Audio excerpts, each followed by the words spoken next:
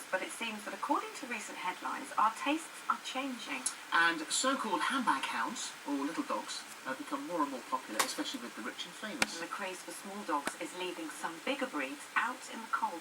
Joining us now are vet Joe Ingalls, like Laura Ingalls, who've just been corrected, and Caroline Kisco from the Kennel Club, who says that we should love dogs no matter what their size. Why are the bigger dogs less popular now? Well, I guess that's something you probably know more of at the Kennel Club, but from my experience, I guess it's lifestyles are changing. We tend to have smaller houses, smaller gardens, more busy lifestyles, and these big dogs, they need a lot of space and they need a lot of time, and quite often they need more exercise, or they need more space to exercise in. And it costs much more. I think the cost of food actually tends to be a bit of a sideline, really.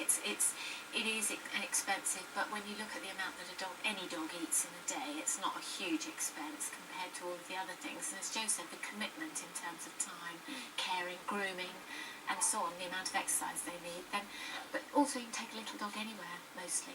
I didn't realise, I was reading this morning, that the big dogs don't live as long as the little dogs, which means that sometimes a family with small children would want to incorporate a bigger dog, because then they know they'd have to deal with the loss of that dog during the early stages of the child's life. It is one of those strange sort of quirks of nature in a way that generally sort of the bigger animals, like elephants, live longer than mice, for example, but in dogs it's the other way around, so the bigger dogs tend to have much shorter lifespans, and some of them are sort of under 10 years, so it's definitely worth taking into consideration. Having said that, sometimes the realisation of mortality and losing someone or something close to you can actually help a child to understand bereavement later in life. That's why I think pets are so important. Yeah, I think we certainly learn a lot of lessons from pets, and certainly dog ownership for many families is very useful in that way. And calling it useful seems a bit odd, but on the other hand, as you say, life lessons can be shown through dogs. Okay, well, let's meet our first friend. This is Blue. He's an old English sheepdog, loves eating anything that's edible, loves to open the fridge door, but doesn't like being on his own. So he's looking for a home. Yes, absolutely. He's a big dog. It's funny because we always call them after the well-known paint. I don't think we say it. I never remember what the actual breed is. I always call them a Lux dog. It's an old English sheepdog. The one I mean. Yeah. So he needs a new somewhere to live. Yes. Oh. Yes. So what are his characteristics? His characteristics, he's a bit podgy, overweight, so he's on a diet. He loves to move furniture. He loves... So he'd be good for changing a room round? Yeah, anything that's in the way, he'll do it. Marvellous. He's facing the wrong way at the moment. Is there any way we can sort of face him so we can see him a little bit? He likes...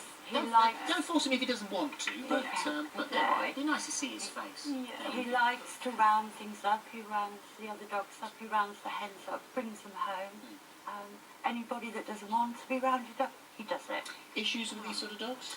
And they're generally a reasonably robust breed, but they do suffer from health issues related to their coat, because they've got this very dense, very curly coat. They need a lot of grooming, quite expert grooming care, really. So to take on this kind of breed, you do need to have the time and commitment or money to look after them. I mean, they can suffer with their ears quite badly as well, because they get this ingrown hair in their ear canals and they need hair plucking. And any vet bill with a big dog like this is going to be more expensive than with a small dog. Are they good with? Sorry, Phil. Are they good with children? Because if he's looking for a new home and someone's looking at them, what's he like with? I think he would. He's got a lovely temperament, but not all of them are.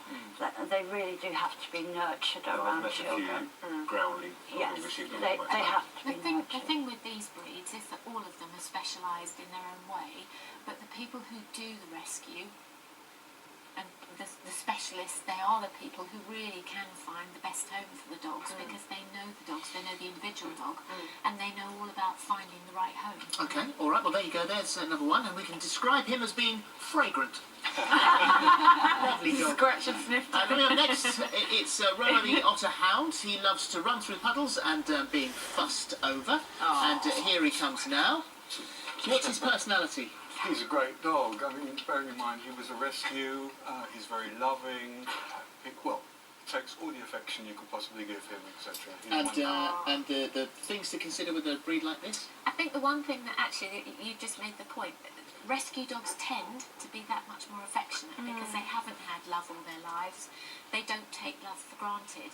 And one of the great things about any breed rescue dog is that you do know what the characteristics are likely to be because they're of a breed, so you know what to expect, but you tend to get a dog that is much more affectionate. I mean, in terms of health problems, I mean, in common with many larger breeds, Otterhounds do suffer from joint problems, so problems with their hips and their elbows. So it's important, I mean, if you were getting one of these from a breeder, to have them checked out and all the relevant tests done to make sure you're not making that problem worse by breeding from animals which have that problem. They do suffer from quite a rare bleeding disorder as well, so that's something else to consider. But generally, they are big dogs, and big dogs just tend to have a few more problems, really, because they're everything's been supersized, so there's more strain on the joints, in particular more strain on the heart. So there are quite a few health problems to look out for. Yeah. So you do need to be aware, and pet insurance is really important for big breeds. All right then. Well, finally, let's bring out Nessa. She's a southern Newfoundland. She likes swimming and being surrounded by people. She's a bit of a fussy eater, and she doesn't like being brushed. Oh, you're beautiful. Wow, that's a lot to brush as well. There is a lot to brush. She's personality. Oh, dopey. She loves, absolutely loves being with people. You wouldn't want to have a dog like this if you weren't staying at home a lot. So yeah, and they had the space for it. She's like a small horse. Yes, we live. Are these the dogs that rescue? Really? Yes. Rescue She's got web people, feet, don't they? so Yes, she they can swim, really don't well. they? Yeah. Web feet. Yeah. She's incredible. How old is she? She's 5, just That's under a 5. beautiful coat. And again, what do you think with kids? What's she like? Perfect. Really? Yeah, no problem whatsoever. Oh wow, She's look at lovely. that. What are the things to consider with this breed? Obviously they're big, so any big dog like this just needs space. And they don't necessarily need more exercise, but that's a misconception really. But the exercise that she requires takes more space because she's that much bigger. So you need to have enough space indoors for them to be comfortable, enough space outdoor, the time and commitment. In terms of health problems, again, all of these breeds that we're looking at tend to be, because they're quite rare, they tend to have more genetic problems because the gene pool is more restricted. So that includes things like the hip problems, we talked about heart problems, eye problems. So there's quite a lot of genetic problems to be aware of with breeds like this. But actually, Newfies tend to be pretty healthy as big dogs go. So they're pretty good dogs. Really. Oh, it's stunning. Thank you very stunning. much. Well, there you go.